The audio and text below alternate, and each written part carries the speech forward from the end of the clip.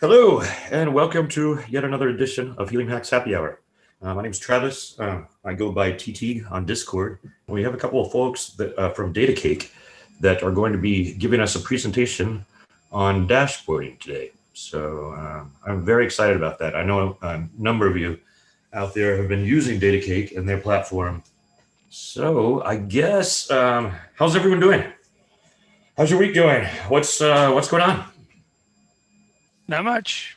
Not everybody talk at once. Yeah, Just right. working some documentation for Platform IO, trying to get that squared away. Very cool. Yeah, our new doc site should be going live here shortly. So I think we're all very excited about that. Yeah, so maybe I'll give it a start. So I'm Lucas. I'm from Datacake, and I will show you some things about Datacake later as well. So I'm pretty new to Helium. I'm from Germany, and as some of you might know, Helium unfortunately is not that popular in Germany yet. But I hope that will, and I'm sure that will change in the very future. So yeah, I have some experience with other LoRaWAN network servers and systems, but I really like the story behind Helium and what's it all about. Excellent, and thank you very much for joining us and presenting on your software offerings today. Yeah, thanks for giving us the opportunity.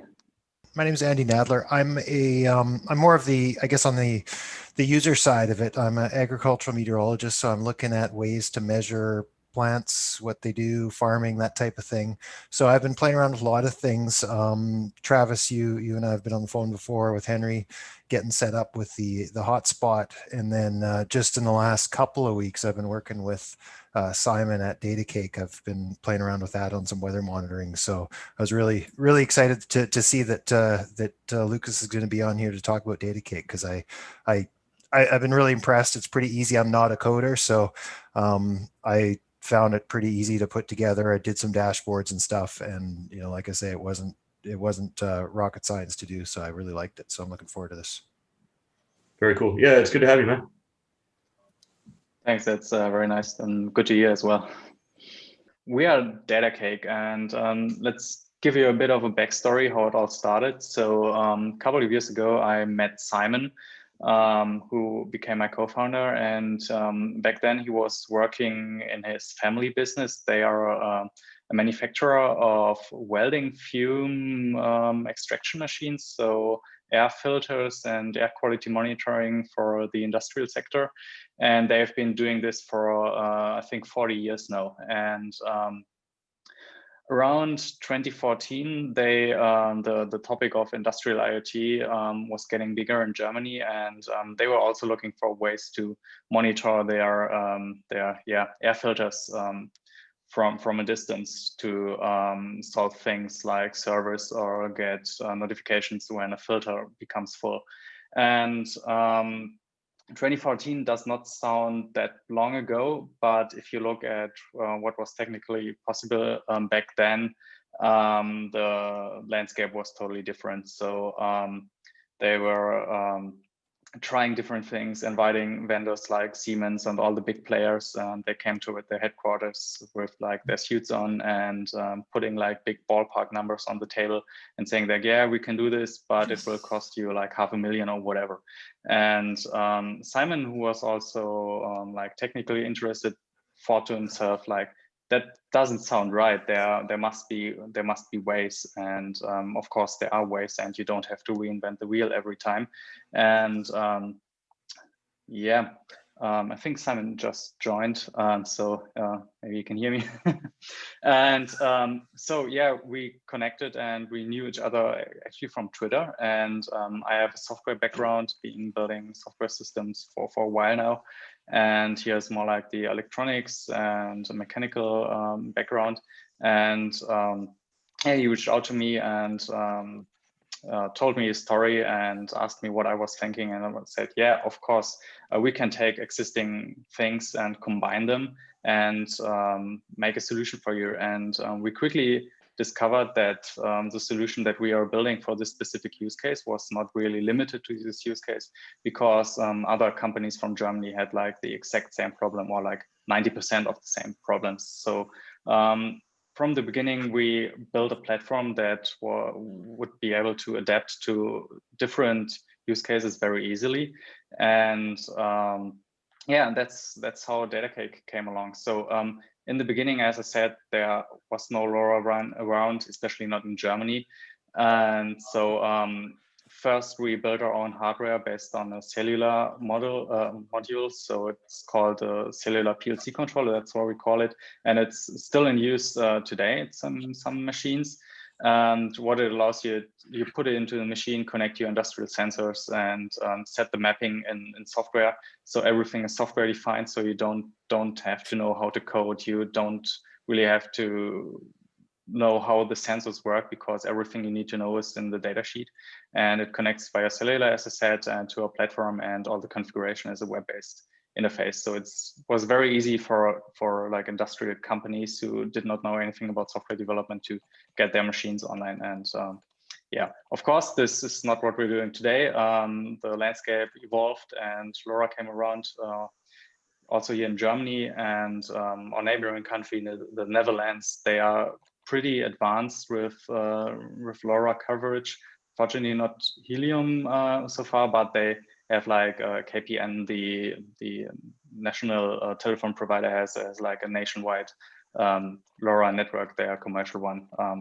Don't have to use it, but it's there. So yeah, so nowadays Datacake is a platform you can still onboard like cellular sensors or other API devices, but we made LoRaWAN devices first-class citizens. And a couple of months ago, we got a lot of requests from American customers actually who were on the Helium network already, and they asked us if we could like introduce a Helium integration. And to be honest, we had heard about Helium before, but as I said, it was not a big thing in Germany, unfortunately, yet. So we looked into it and were amazed by the story and what it's doing, and what the customers reaching out to us were doing. And so we got in touch with the guys at Helium and looked at the documentation, and it was actually very straightforward, because the developer documentation, I assume many of you know, are pretty good. So like a week later, we had a working Helium integration, and I'm going to show it to you now. So for this, we have a test setup at Simon's home. So it's not here, unfortunately. So he has a Helium router and a LoRaWAN sensor next to it, which is actually one of our own sensors. So we have taken, let me see, I have another picture from Simon. This is the internals. We have taken a PyCom low pi and attached a Sensirion particulate matter sensor to it. So it's measuring fine dust in the air quality. And this is actually a modular sensor board where you can attach multiple sensors to it, but maybe Simon can talk a bit about later. So as I said, this is Simon's place. Here I have my Helium console, and we see it's called the Datacake dust control. It's connected, and right now it's set up to transmit data every minute just for demonstration purposes. Of course, in real life case, you would not transmit that often probably. So if you go to Datacake and create an account, the first screen you will see is a list of devices. Here in this case, I have already created this device, so it can collect some historical data. I'll show you in a minute. But what you will want to do is click Add Device, and then you can select from multiple device types. So we are adding a LoRaWAN device. And what I mean by making LoRaWAN sensors first-class citizens is that we have created so-called templates for a lot of devices from different vendors already, and are about to release support for community templates in the next weeks. So everyone can create templates for their sensors and contribute them. And what this does is, for example, if you take a Dragino LHT65, which is a temperature and humidity sensor. So in the next screen, you select your network server, which in this case, of course, is Helium. And then you have to select a device plan. So pricing on Datacake works is basically by how much and how long you want to store the data. And 2 devices are always free. So you can give it a try without entering a credit card or whatever. So let's select a free device, click next. Then we have to give it a name, let's say test sensor, and enter the device URI. I am making this one up right now. And then you have the LNS setup instructions. You will also find them in the next step and also in the documentation. So let's click add device. It's taking a second to load and create the device in the background. So this is the dashboard I was talking about. Of course, this is all 0 values because there's no real sensor attached. So in order to connect this dashboard to Helium is by, if you go into the configuration in the LoRaWAN section, you will see an URL that you simply have to copy, go into the Helium console, create an HTTP integration, and actually we are working with Helium right now to make this a pre-built integration, so it's even easier. But even today, it's pretty straightforward. So you simply paste the URL as the endpoint URL and leave everything else default. Of course, you have to give it a name. So I have done this before and attached a label to it and attached the label to the device. So the device is now sending its data to the integration. You don't have to set up scripts on the Helium console. It's fine that the device is sending the raw payload to Datacake because we also have payload decoders on Datacake and they come with the device templates. So let's switch to the production dust control device. Go into the configuration. So here you can do things like set metadata, add tags. Tags can be used in more complex dashboards, in tables to filter devices. Also set an online timeout. So if you know that your device sends data every 30 minutes, you can, for example, set it to 40 minutes. And if the device does not send data for 40 minutes, it will be considered offline and can send you a notification. And the most interesting part is down here in the LoRaWAN config. Quick question, can you read the text or should I make it a bit larger?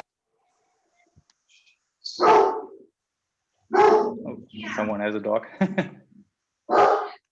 I can read it. Okay, it's a little small, but I can read it. Yeah, okay, so yeah, I will explain. So right here we have the downlink configuration because we also support downlinks, so to send messages and data back to your device. By default, it will populate the credentials from upstream messages. So every time Helium sends data to Datacake, the payload also contains all the information we need to craft a downlink message and send it back to Helium. So you can disable this and enter it yourself, but normally you can just leave it. And once the first packet comes in, all the information is populated. So as I said, we have the payload decoder, which in this case is for the dust control device.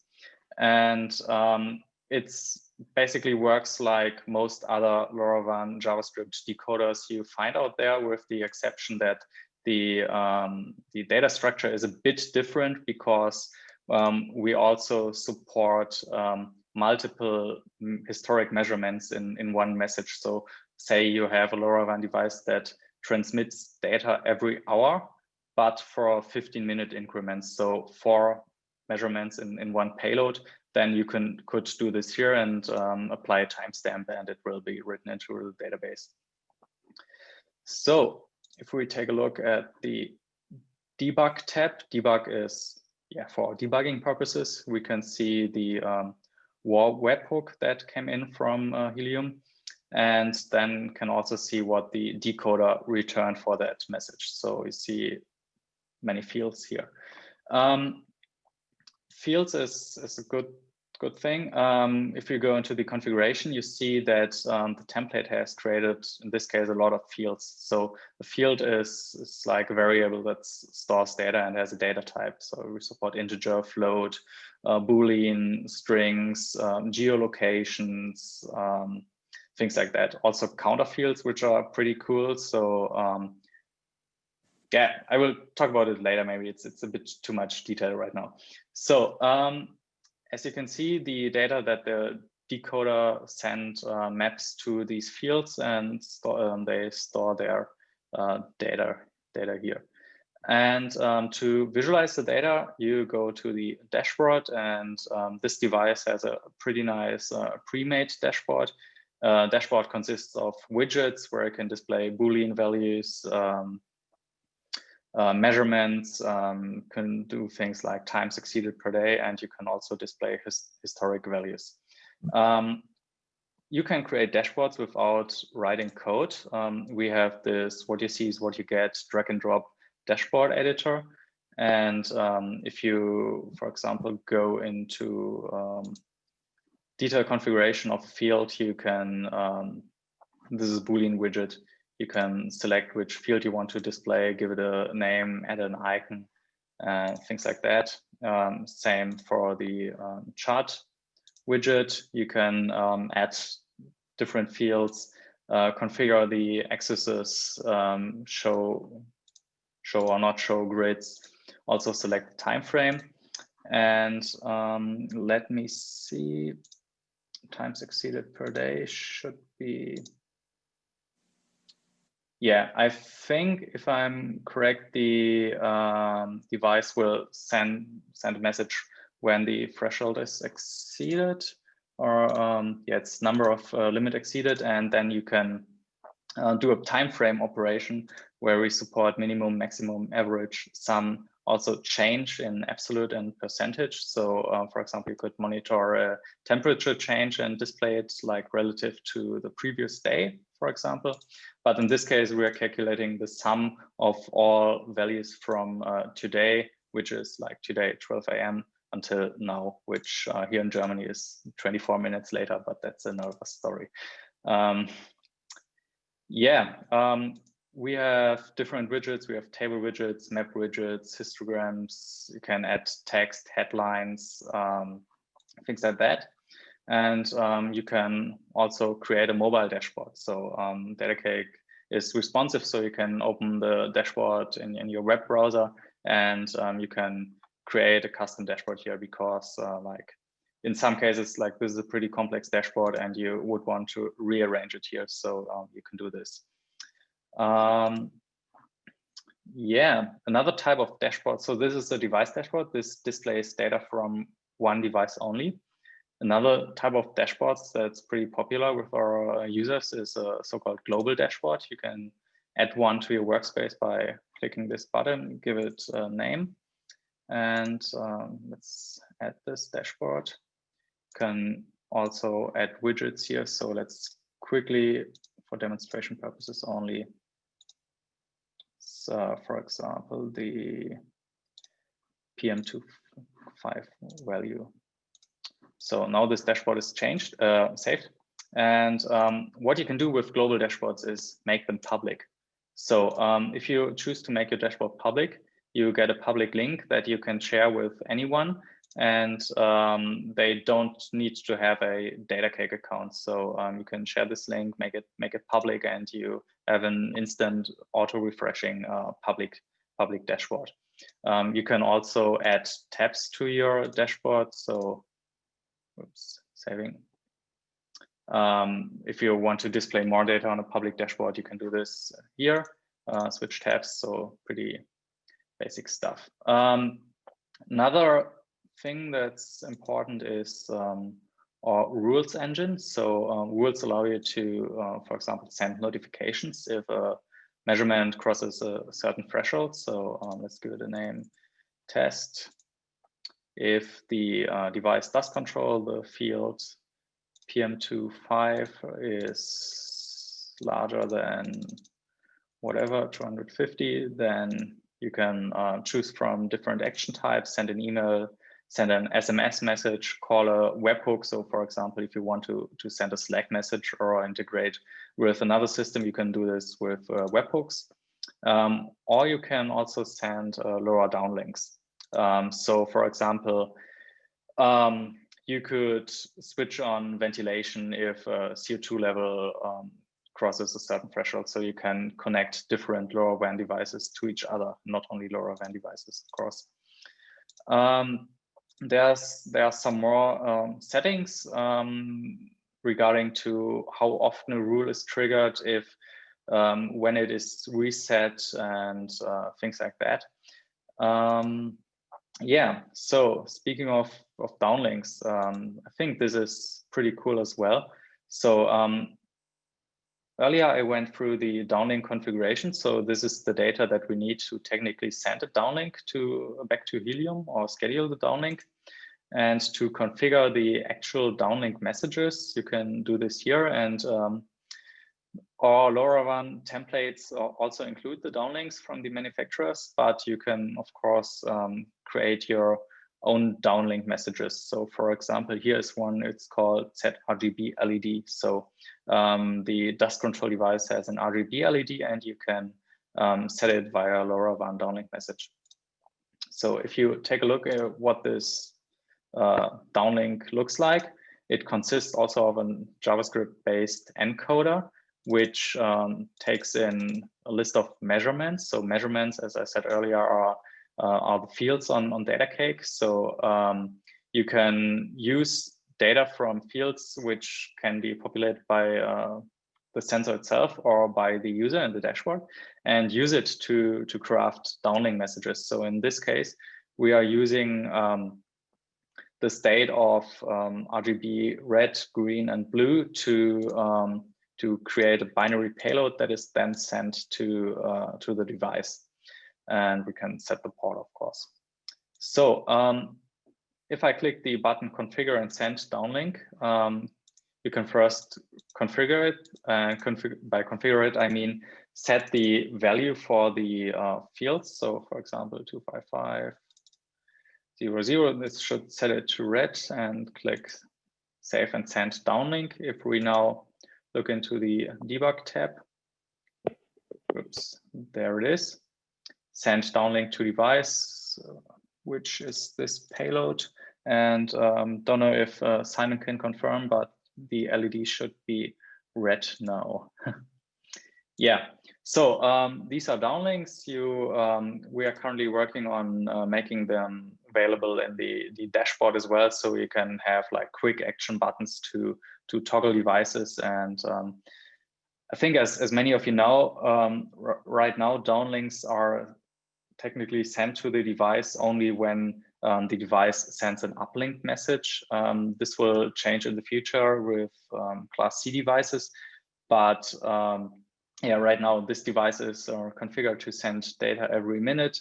So I just saw the data updating, so the downlink should now have been sent to the device. Yeah, so that's like a very quick walkthrough through Datacake. We also have things, of course, like members, so you can invite other people to your workspaces, give them permissions on devices. We have these rules. We have an option to white label the Datacake portal, so to have it run on your own domain and like remove the Datacake branding. This is also what a lot of our customers are doing if they are in the position to, for example, manufacture devices, sell them to their customers, and they want to have like a managed IoT platform. That's when they come to us. And another thing is our managed Node-RED offering called Cake-RED. So yeah, what the name implies is that we offer a managed Node-RED. So if you click here, this is an instance I created earlier. And we have Datacake nodes for Node-RED as well. So for example, we could connect a Datacake in node, select our workspace, select the dust control device, select the PM25 field, and have it debug and also send to a Google Sheet that I set up earlier. If we deploy and wait a second or up to a minute until the new data comes in. I think there it is already. And let's switch to the Google Sheet. Oh, yeah, there it is. Pretty wild formatting, but yeah, data is coming in, so it's pretty easy. You can also use output nodes, which allow you to write measurements to devices or even trigger downlinks. So you can then trigger LoRaWAN downlinks right from Node-RED. And of course, these nodes don't only run in our managed Node-RED called CakeRED, but they are in the public repository and can be added to any Node-RED instance, of course. So yeah, we have an MQTT broker, which is also what our Node-RED nodes use in the background. We have REST APIs, GraphQL APIs, and yeah, are always open to feedback. And yeah, that's, as I said, a very quick walkthrough, and I'm happy to answer your questions.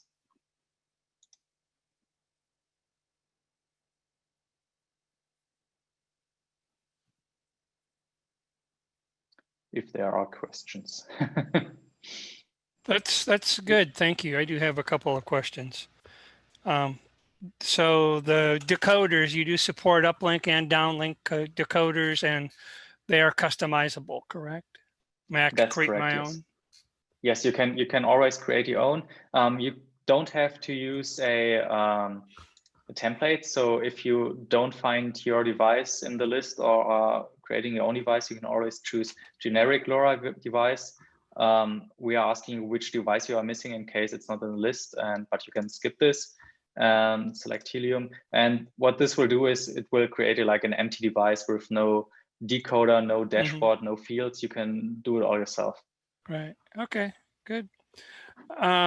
For the notifications that you were talking, email, text, do you have any way of supporting phone calls, like automated phone calls? Yes, technically we do. We don't have this implemented yet, but what you could do right now is use Node-RED to interact, for example, with the Twilio API.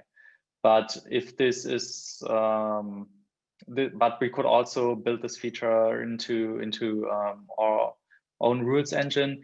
Actually, you are the first person who really requested it, but yeah, we might take this on our roadmap. Well, don't take it as an official request, because I'm just a hobbyist here. We'll take it as an idea.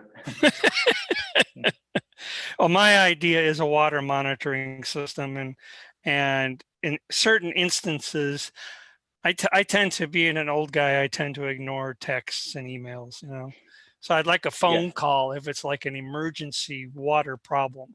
That's why I'm thinking that angle of it. Yeah, this totally would make sense. So what I did not show earlier is if you configure the notification, you can also insert measurements from the device. So so for example, in the text message, you could include the current temperature, for example, and this would also allow you then to have a text to speech and say it out to you by a phone call. Yeah. Okay. Actually, so we are. Yeah. So we could hook something in via a Node-RED hook. Yeah. Actually, we are using a company called Twilio for sending the SMS messages, and I know that they also have a voice product. So technically, it's totally possible. And I think there are Twilio nodes for Node-RED, so it should be pretty straightforward to hook them up. Okay. How does Node-RED tie into? I mean, you showed the. Okay, I've got a message from Helium. It goes into the decoder. The decoder sends it somewhere, and it gets displayed on the graphs. And you poke a button, and that goes through the downlink decoder to Helium. Where does Node-RED hook into the flow? So Node-RED is optional. So as I said, we have this MQTT broker. So every device sends its data also to our own MQTT broker, and you can create API tokens to connect to this MQTT broker and do things with the data and send data back. And Node-RED is using this MQTT broker to hook up to the data, but it's not required in the flow. So it's kind of separate from the flow that you Yes, demonstrated yes. here. Okay. It's like an add-on. Yeah. Okay. All right. Well, I think that's. Oh, your dashboards are. What's the word? Single layer. You don't have hierarchy drill down dashboards. On That makes the sense. global dashboards, we have these tabs, but yeah. So they could be it's- set up for instance, company-wide, floor, office kind of thing, drilling yeah, down. you can use tabs for this, Tabs but for you can that. also create an unlimited number of dashboards. Okay. Oh, that's all I have. Thanks. Looks like a great product. Thanks. Lucas, I'm curious, without sharing your state secrets, in terms of your roadmap, what are you guys working on? Like, what should we expect in the next weeks or months that you'd like to share? Yeah, it's a very good question, and actually, I wrote it into the Datacake channel on the Discord earlier that we are currently evaluating like a user feedback tool based on Kenny, and the link is in the channel. So we are open to taking your feedback, and this also allows you to vote on features. So basically, what we want to achieve is that our users like vote on our roadmap and decide what we are building next. But some things that we are definitely building right now are, for example, right now, if you say you have like a ton of the same sensors and want to set them all up. Right now, if you add the sensor and you want to make adjustments to the dashboard, you would have to do them for every device. You can copy and paste dashboards, but that's not so cool if you want to set up like 100 sensors. So in the background, we are working on something called product. So product is like a device definition, and then you can add multiple devices to this definition, and the definition contains the dashboard contains the fields. So it's pretty easy to set up a lot of the same devices, because we are seeing that many of our customers are doing this right now. Yeah, this is like a main thing we are working on right now. And also briefly spoke about the community contributed templates. So basically make this a priority, that users can create device templates, can create dashboards and share them with the community. So it's easy for them to get started. Nice. And you're going to be able to create a set of rules for that product, and that product, the rules carry over to each product, each of the same devices. Yes, that's also something very high on our priority list. There are some like conceptual and technical things we have to consider, but this is definitely something that's coming. Okay. Yeah, because if you have 100 sensors and trying to build a set of rules for each one is kind of a pain. So yeah, so would you have like the same threshold on each device, or? I would ultimately like where in the dashboard you could set what your threshold would be for each individual sensor. Okay, so But basically have like a rule template on the product that populates to the device, but you still want to be like to adjust it for each device separately. right. Okay, yeah, very good to It's know. Thanks. just a small ask. Yeah. So. Yeah, but a lot of customers were asking us about it, and we are trying to understand what they are about to do and to build a product like perfect for them. So it's very, very important feedback for us. Thanks. Oh, I love it, by the way. I've been running 2 of my sensors on it as a test to show that my bosses that it does work. So Thanks a lot. And So the one off-the-shelf sensor that I built is working great. The one I built is it's stalled out, so I gotta go reset it. But not on y'all's end, but just on Same mine. problem I have. I had a question. I I found that apologize if this is, sorry, Eddie. If this is maybe sort of answered in documentation or not, but as a developer, understanding with the white label platform, does it work in such a way that I could spin up a device for somebody on sort of the free tier to like give them a trial, so they get the week-long data view, or is it more the expectation that on those paid tiers, like every device is a new paid device. Yeah, so white label right now is really about branding. So that it runs on your own domain. You can have your own terms of service. You have like your own API domain, your own MQTT broker, but in the background, it's all running on the same infrastructure. So regarding pricing, the pricing we have, the self-sign-up pricing is like for quantity 1 devices. If you come to us and say, yeah, I have this 100 or 1,000 devices, we can always make you a custom plan, of course. Yeah, I guess I'm always happy to sort of show under the covers of how I'm putting something together. So happy to show Datacake to clients and things like that. But just as an example, like I've deployed 6 sensors for a company here, and they're all effectively the same, but all sort of need to land in one consistent dashboard. And I've mostly been just doing it as a proof of concept for them so far. So I don't know, maybe I'll ask more specific questions in the Discord when I've got them yeah, more totally. formulated So for you. You can also without the white label create like this global dashboard. You can have your widgets with data from different devices. So have your 6 sensors on the same dashboard, make this a public dashboard and copy the link. So this would include the app.datacake domain with white label. This could be your own domain, but this would, yeah, allow you to send like a dashboard link to your client for evaluation. Yeah, no, it's super smooth for that. I guess the part that hasn't gotten me to sit down and do it yet, aside from the time, is just that each device is sort of its own billing entity. But that's just, I don't know, your pricing super fair. So I think I'm counting pennies. Thanks. One thing that is really nice, Joey, with the white labeling is being able to have people sign up, through a form on the site, and it will create a workspace for that new sign up, which is pretty slick. So hold on. Let's make believe I'm Joey Inc. and I have 5 different customers that I don't want to know about each other. Trav, how would that relate to what you just said, Travis? Would I have 5 different workspaces under Joey Inc. with the Joey label? How would that work with the white space and such?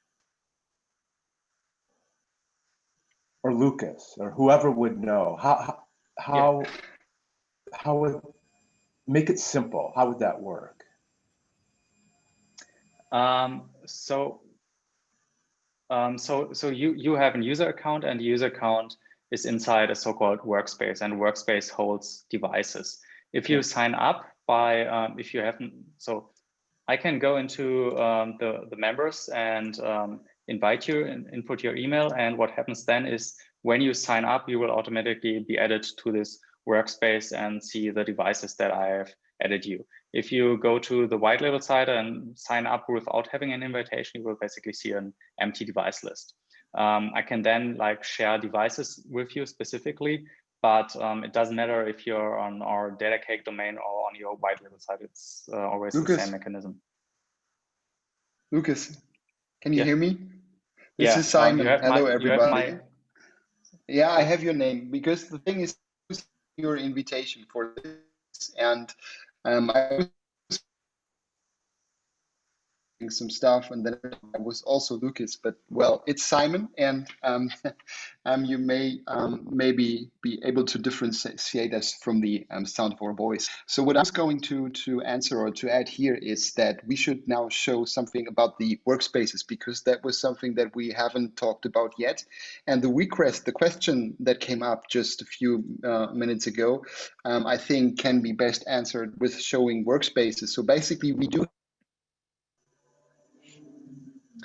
Simon, you're cut off, but I think you wanted me to show workspaces. Is that correct? I take that as a yes. So internet in Germany is as good as LoRaWAN coverage, by the way. So okay, cool. So on the top left, we have the so-called Workspace Selector, and by default, if you sign up, you can set a name for your default workspace, but you can create as many workspaces as you like. So let's call this one Workspace 2 and add this workspace. So this workspace now has an empty device list. There are no devices in this workspace. If I click add device, I can add my normal LoRa devices here, but also click the pin code. So let's go back to my first workspace and go into the dust control device, into the configuration. Down here, it's a bit small, I guess, but I will read it out. So there is an option that you can enable, which will make the device that it can be claimed by other workspaces. And you can set a claim code. So let's set this to 1 to 3. That's like pin code. Then you need the serial number of the device, which for LoRaWAN devices is the def EURI. And if we go into our other workspace, this I could give you the def EURI and pin code, anyone. It's not limited to me. I click add device, go to pin code, enter the serial number, pin code 123, click add device, and the device is now also in the second workspace. The second workspace does not have to pay for the device because it is already paid for by the workspace that created it. But this allows you to share devices with other customers other than inviting them to your workspace. Yeah. Does that make sense? Yeah, yes. And then could you then invite your customer to that workspace that you just created, and that would be their workspace for their devices, and yes, only they of course. see that. Yes, totally. And for example, what the Simon's family company Kemper is doing with their machines is they are all creating the devices in the company workspace, creating pin codes for the devices and printing them on the physical machine that they are shipping to their customers. So what their customers can then do is, the manufacturer does not have to invite its customers, but it ships the machine with the pin code label on it. And the customer signs up on their white label site or on Datacake and clicks add device, enters the information from the label, and has access to this device instantly. Very cool. And the member list is discrete between the workspaces. And so members in one workspace will not be visible to the other workspaces, correct? Yes, that's correct.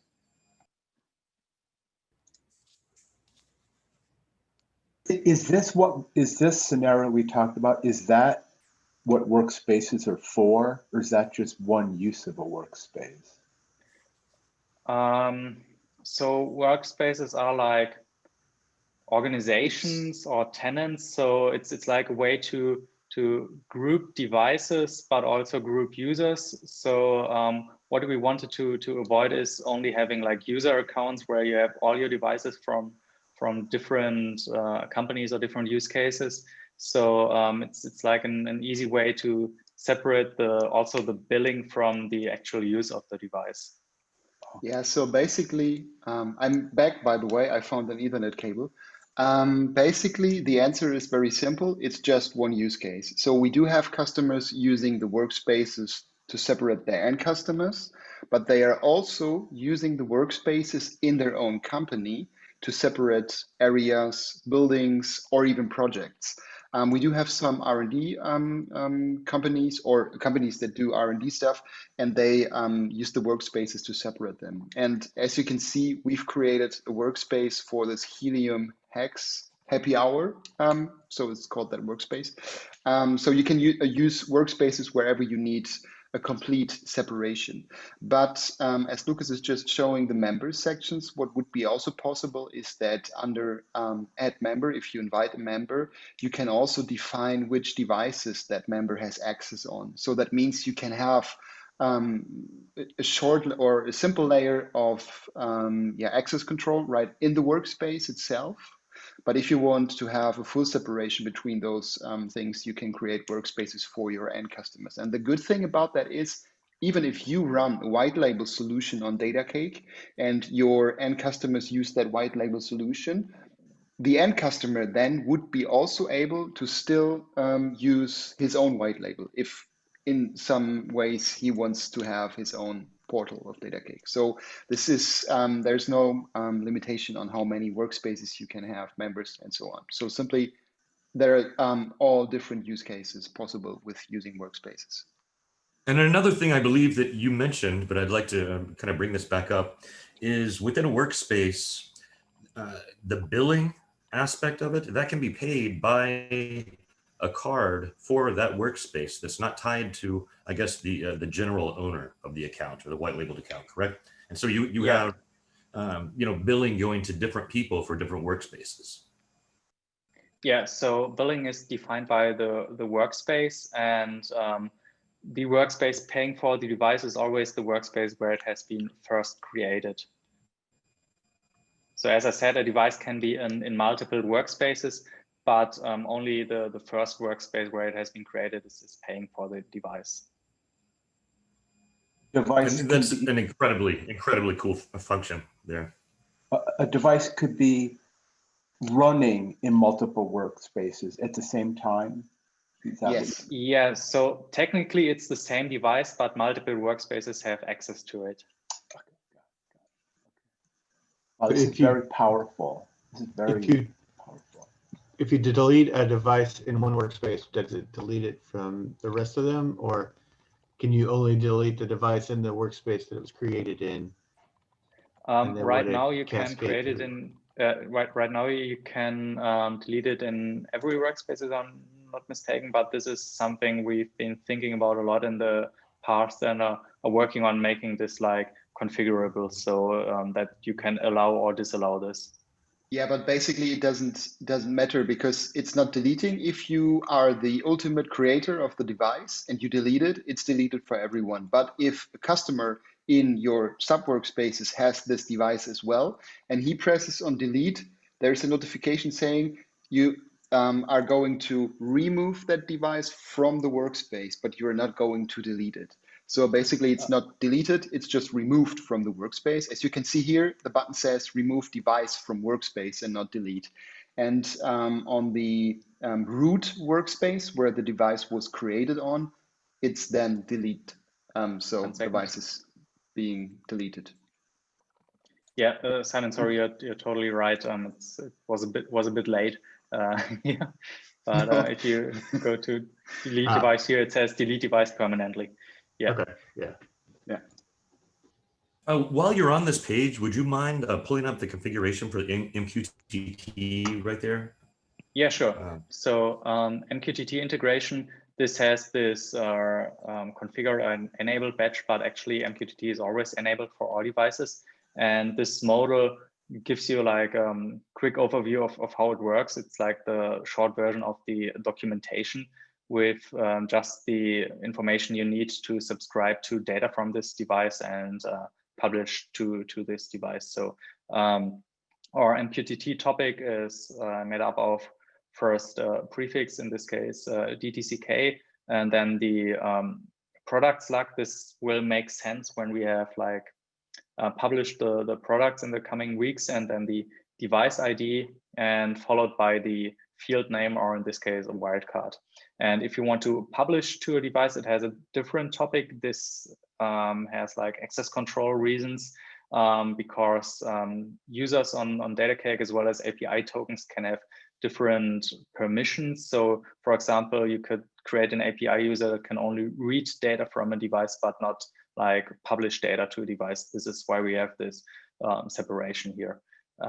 Yeah, and with the products, you will also be able to like subscribe to data from all devices in this one product, but this is like on a roadmap for the coming weeks. So for example, you could subscribe to data from all your temperature sensors. Yeah. And could you also show the, because you were speaking of API tokens, in the member section how you create API tokens for different access scopes and how you can separate these from all the other users? Because I think that's also a pretty cool feature. Of course. So API users work like normal users, except you don't need like an email address. And as you can see, this workspace has a Cake-Red API user, which was created automatically when I started the Cake-Red instance. And here you can see the permissions. So this is workspace permissions. So this token can manage the basics like name and logo of the workspace, members, billing, Cake-Red itself, devices, rules, white label, but can also set device permissions. So as we showed earlier, you can set permissions for individual devices or as a wildcard for all devices in Workspace. And device permissions consist of, first is the view permission. So every user that has a permission on a device automatically can view the device and its data, but also edit the metadata, edit the device definition. So device definition is fields, payload decoders, stuff like that. And lastly, can record measurements. So if you want to allow this user to like manually write data, for example, in a dashboard or via Mktt. So this is the Cake-Red API user. You can also add another test user. Let's just give it basics permissions and view permissions on all devices. Then you can click show and use this API token to authenticate both the REST API, GraphQL API, and also Mktt. So this is a test workspace, so it doesn't matter that this is in the recording. So is this, would you be doing this if you wanted to send data out of the Datacake space, say to an AWS, some other destination space? Is this what how you'd be setting up the authentication for that? Yes and no. This is one way. So so one way would be to use rules to like send data selectively. So for example, only if the temperature crossed a certain threshold, then you could use the webhook action inside a rule to call like an external system. As I said, you could use this to like speak with the Slack API to send you a message there, but also to ingest data into AWS or other systems. You would need an API token for the pull approach. So for example, if you have a script running somewhere that connects to Mktt and ingests the data into another system, or you have another script that in an interval pulls our API. So we have an API to extract the current and historic data from a device. So you can use this to like get the current data on demand, or also regularly fetch the data and push it into another system. Some of our customers are doing this. Yes, and there's also the way that you can use that to bring data into Datacake. Yes. With Helium, we are using the integration, but there are also some users who have Node-RED or any other hardware, and they want to use Mktt to write some stuff. So they could create an API token, which has just the access right on a single device, and you can use that token to bring extra data into Datacake. And also, it's possible to secure the communication between Helium and Datacake, which is by default secured because it's using SSL encryption. But in addition, we supply, or we give the option to authenticate the webhook, the integration. So this is deactivated, but if you activate that, you would then enter the API key in the Helium console. So the API tokens are can be used for both ways. So to get data out of Datacake and to get data back into Datacake. By default, so we don't have by default a way to like validate that the data Helium sends us is actually coming like from your device or your user or actually Helium. So you can use this if you enable authenticate webhook, then every time Helium sends data to us identified by your device's dev URI, then we also match the token in the header that you would have to set in the Datacake integration. So if you go into the integration, you would have to add a header called authorization, and the value would be token and then followed by your token. This would make sure that your device's data can only be written by your actual integration. Otherwise, in rare cases, someone would theoretically be possible to craft like a fake payload using your dev URI and write data into your device if you know your device's dev URI. But we never saw this in the past, but we wanted to give like advanced use cases the possibility to authenticate the webhook. Yeah, so it's an added security layer. Nothing that is required, but it's an added security layer. Yeah. But it's disabled by default because it makes things harder, yes. Yeah, it complicates stuff, yeah. Could you quickly touch on the history and the export functionality that you have on device history? Of course, it's a good time because I started this device earlier and now we have like 2 hours of data already. So if you go to the history, then you have a list of your fields. And for example, if we select the PM10, PM25, and PM40, PM100 maybe. Wait a few seconds, and right now it's set to, yeah. So this is like, yeah, the historic data, basically. You can set the time frame, see which data you want to see, select the fields, and then you can also click the export chosen view button and export it to Excel, CSV, JSON, YAML. Also select if you want to export the raw data or if you want to quantize by, for example, 15 minutes intervals. So yeah, this feature was actually requested by, of course, a German company who was like living in Excel and wanted to export. This was a fun use case. 2 years ago, we've been to the Munich Oktoberfest, and we're working with a company that produced like ultrasonic based flow sensors for liquids. So in other words, they were measuring the beer flow in a tent. And before we came in, they had these sensors connected to actual computers running like some Visual Basic Windows scripts that were recording the data into Excel, things like that. And bad things happened. They had like this very long sensor lines running into the central tent where the computer was standing. And overnight, some like copper thieves came in and stole the cables, or the cables were laid next to like high voltage lines and there was interference. So nothing was really reliably working, and they were looking for a solution to get the data from the sensor right where the sensor is. So that's where we came in. So we connect their sensors to a device that sent the data.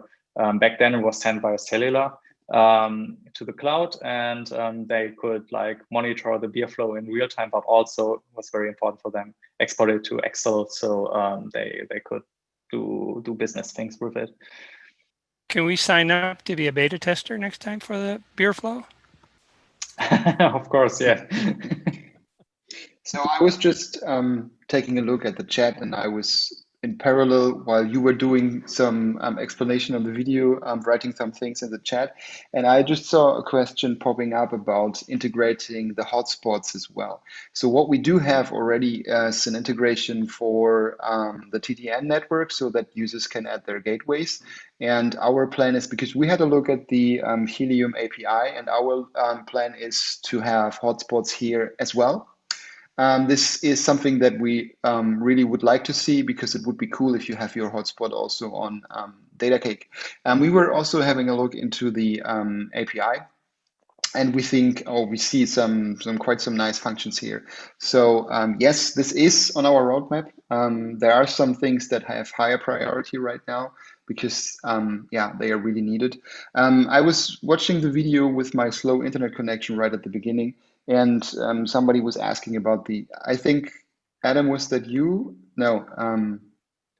Anyway, someone was asking about the roadmap, and I also have some details which I would like to share, which is about things that we would like to add in 2021. What we were seeing here back in 2020 was that a lot of people brought their air quality monitors, CO2 monitors to Datacake, and we know that that we have a few functions missing for showing, like air quality in or large amount of air quality sensors. So what we would like to bring is features for showing sensors on a map and to add some layers like air quality and stuff like that. These are also some features that we have planned for 2021, just in addition, and to bring some more features for the dashboard builder and to make everything a little bit easier. Yeah, I was thinking the same thing. Features on a map would be nice. Like there's the location. I know on my dashboard I have the location of the sensor, but to be able to show location and a reading or something, that'd be nice, especially if you're distributed across an area or whatever.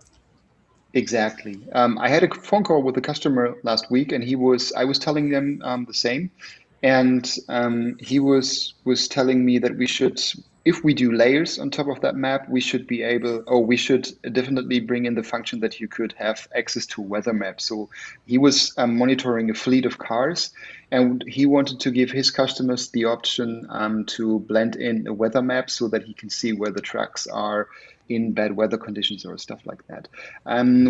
Lukas right now is showing how the map widget currently works.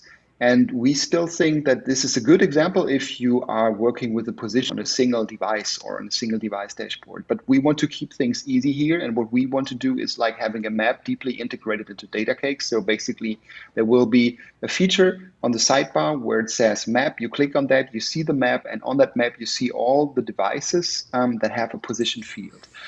So means that for this, we will bring in some metadata like location, because we think that all these devices do have locations because they are physical, of course. And this will, auto generate a map with your devices that have locations set. And then there's a layer which you can set. And I'm personally a great fan of heat maps. So heat maps is something that is coming. And we do have customers that using these LoRaWAN parking space monitors. And of course, they can be just monitored in a single table, and you can see, what's the situation of that parking space, but you want to see them on a map. So these are the functions that we have. Like, this is our vision where we want to go, and we're moving step to step to these, more features. Nice. Hey, Simon and Lukas, thank you so much for the presentation today. It's really appreciated, especially given the time of day it is there. Yeah, you're absolutely welcome. It's just, what's that, 1 a.m. So, but it's okay. Yeah. 5 hours and then the coffee machine is switched on. Also for the future, we are always around in Discord, and there's like a chat widget on Datacake that you can use to communicate with us, and we try to respond as fast as possible. And thanks for being here, so that we had the chance to be here and to present that. And we're super excited about your community. So let's see what we can do here. I just want to, this is George Newman from One Planet Education. I've been working with Travis, with you guys indirectly, and I just wanted to thank you for your yeoman efforts in a short period of time and the great turnaround on some of the things we've needed, to test out. And you guys are doing some great work, and we're looking forward to working with you more closely. And thank you, Travis, for putting this together tonight, and you guys for staying up late. And I hope your coffee machine lights up as it should in the morning. Thank you very much. Really appreciate it. Thanks. Sure. Yeah, the coffee machine, definitely. I checked it, so it runs. Yeah. I checked it an hour ago, so an hour and a half, so we should be fine. But yeah, just to pile on there, thank you guys very much. I know it is late over there, and this has been a fantastic presentation. I know a lot of people in the Helium community have been looking for a dashboarding option recently, and I think this really just fills a lot of the gaps and what folks are looking for on an easy to use but still very functional dashboarding setup.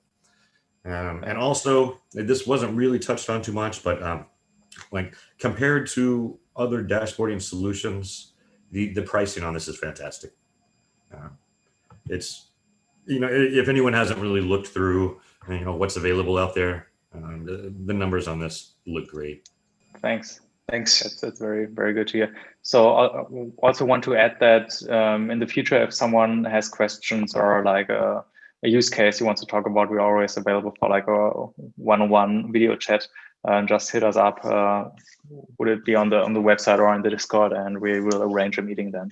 It would be handy too to be able to select the currency that it comes up in, because I don't know what the US to pounds is, but yeah. So actually, it's in euros. So what's the current euros. exchange rate? Like €1 in USD. So €1 is 1.2 US. I remember times it was 1.8 or stuff like that. Crazy. Yeah, it was almost 1-to-1 at the time, but yeah, not sure what happened in the country. Actually, I noticed this morning I installed the mobile app, and I know some of I'm in the United States. I know some of the menus are still coming through in German. Did I miss a configuration setting, or is it not all translated on the mobile app? Yes, the state with the mobile app is that we are currently developing 2 systems at a time. And we are currently keeping the mobile app like it is, because we do have customers that were accessing it and using it. Then we have these white label customers, and for them, the mobile app wouldn't work. So we were concentrating on making the web front end more mobile friendly, so that you can open that up on the website.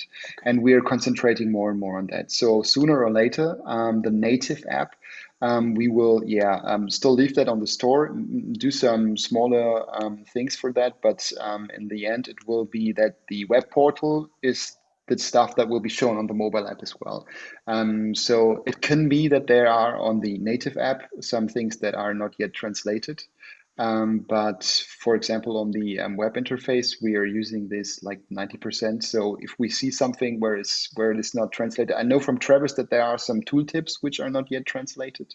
If you go into the history, for example, and then you hover over the settings, this is something that is not yet translated.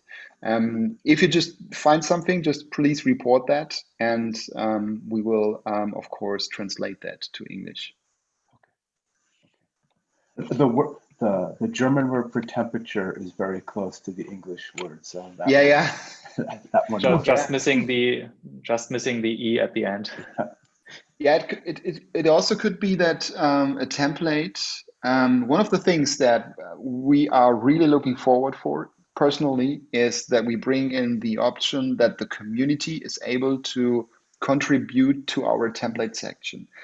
Because 2 reasons for that. Currently, it's us that the ones that we are the ones that are doing the templates, and we were trying to find someone taking over this work, but it's super hard to find someone to have knowledge in the LoRaWAN sensors and so on. And then on the other side, we see super work on the community. So we want to make sure that the community has the option to contribute to our template section, because, and that's maybe the reason why there was a German word in it. So temperature it is. It is. I'm Yeah. looking at it now. It is the template for the particular device that I have. Yeah, maybe someone just simply forgot on the template, that was me, to bring in the English translation. That's an easy fix. I will, just look through the templates. Like, it'd also be a good time for you to brush up on a second language. Well, I know that I believe relative humidity in German is Luftfeuchtigkeit or something. Yeah, exactly. Relative Luftfeuchtigkeit. Yeah. Well on your Very way. close. Well on your way. Yeah. It's so good to speak English, because in German we have so many complicated words. So Hey, like guys. relative Luftfeuchtigkeit. It took me 40 minutes this morning to sign up for Datacakes, hook up my device, and see data flow to my phone. It's like 40 minutes, and I had never looked at Datacakes ever before. That's quite amazing. Yeah. It was very Yeah. easy. Yeah. Very. That's good to hear. Yeah. It took me a That's- little that's- longer, but I had so many problems that the guys were great. They instantly fixed my stuff. They got tired of trying to walk me through it, and they just like all right, give us the access to your account. So No, you folks like- have been outrageously responsive to the community Yeah. as far as helping people, get on board and get something set up here.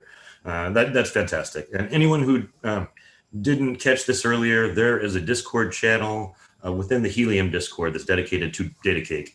And if you have a question, that's probably a pretty good place to jump in there. So is that the Discord you're referring to? I thought maybe there's it's not a Datacake Discord server. So no, I was referring to the Helium Discord and the Datacake channel over there. Okay. And so I want to be respectful of these guys' time. Thank you very much for presenting this evening. I know it is very late there, but if anyone has any quick questions, before we wrap this up, we've already gone about 20 minutes over, which I have no problem with, but it's what, 120 over there? Yeah, 120. Yeah. Okay. Well, yeah, I want to be respectful of your time. Thank you very much. No, And if anyone okay. has questions, they can reach you on the Discord channel or in your chat on the Datacake site itself. Thank you very much. You're welcome. So with that, I guess I'm going to wrap this call up. And I'm excited. If anyone hasn't played with Datacake, please grab an account and check this out. Next week, same bad time, same bad channel. Everyone have a safe week, and I look forward to seeing you then. Take care, everyone. Take care. All right. Thanks a lot. Take care. Thanks, everyone. Bye. Thanks. Bye.